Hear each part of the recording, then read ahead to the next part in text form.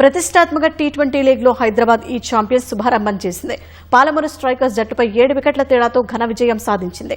Toss గెలిచి తొలుత fielding ఎంచుకున్న హైదరాబాద్ ఈ ఛాంపియన్స్ పాలమూరు స్ట్రైకర్స్ ను బ్యాటింగ్కు ఆహ్వానించింది.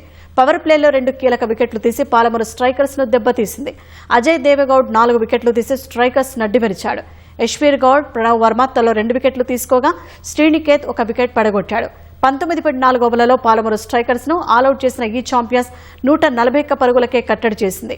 142 పరుగుల లక్ష్యంతో బరిలోకి దిగిన ఈ ఛాంపియన్ కెప్టెన్ అభిరత్ రెడ్డి మెరుపులతో పవర్ ప్లేలో పరుగుల వరద పారించింది.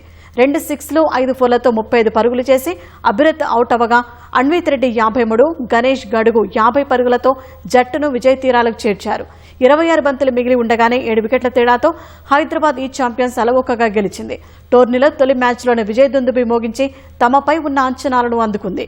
అర్ధ సెంచరీతో గెలుపులో కీలక పాత్ర పోషించిన గణేష్ గడుగుకు ప్లేయర్ ఆఫ్ మ్యాచ్ అవార్డు లభించింది.